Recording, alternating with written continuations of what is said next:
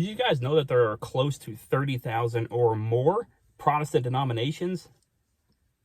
Me neither.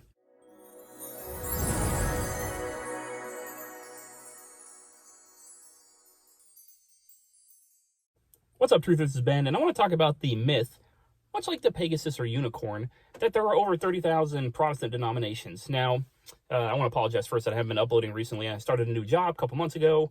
I have a 1-month-old baby, working 6 days a week, yada, yada, yada. I'll be back somewhere around mid-May or later, somewhere around maybe the end of May, uploading regularly.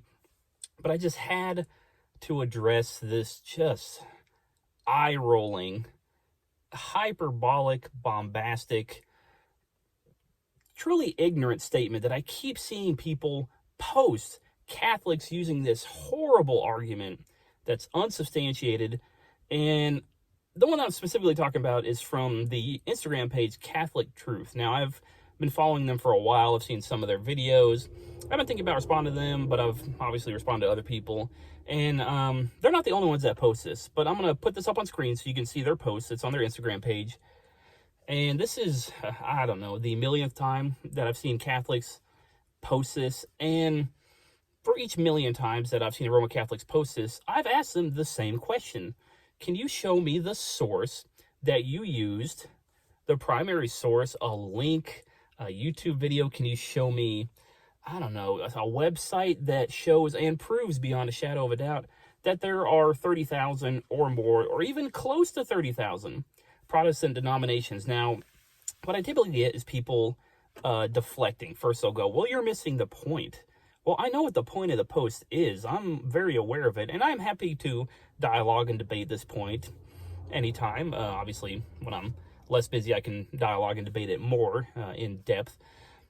But my question still remains because it never gets answered. If you're going to claim that there are 30,000 or more Protestant denominations, you need to be able to show me that.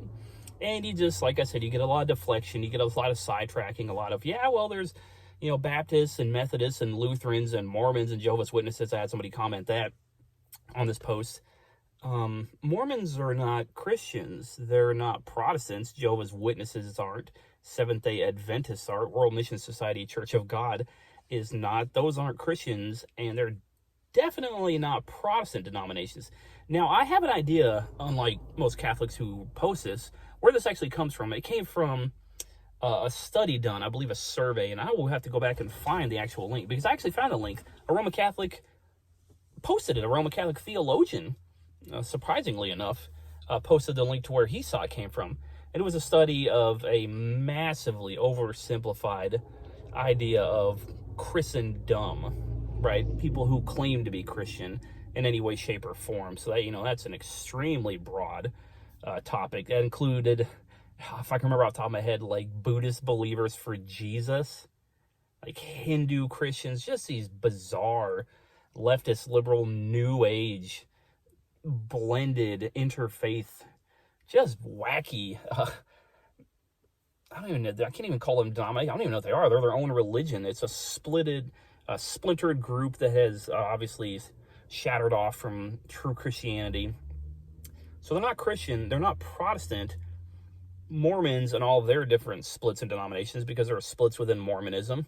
Obviously, there's one in Salt Lake, which is a big one, but there's also a pretty large group that I believe is south of them that holds to polygamy and things like that, and Orthodox Mormonism. And I would actually argue that those people are more Mormon than the ones in Salt Lake, but I'm obviously derailing and get it besides the point.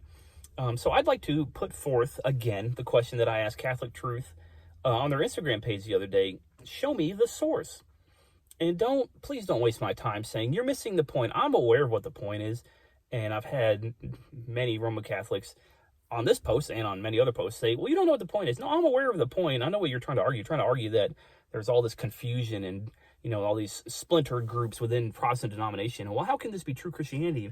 If you got a schism here and a fracture there and this group there and this group there, well, that's just chaos. And well, if you're claiming there's a simplistic reading of the Bible, how are all these different groups? How do they exist? Well, I'd be happy to answer that. I can answer that right now. But I just want my simple question answered. Show me the source that shows you there's over 30,000. Now, I've heard Roman Catholics say, I believe the original Roman Catholic apologists back in like the 90s and the early 2000s were using 33,000. It was a very specific number.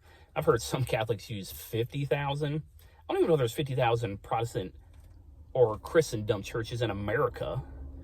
So I don't know, that's what, like one denomination for every church building that exists? I don't even know how many church buildings there are. Maybe 50,000. I don't know. That seems extremely high.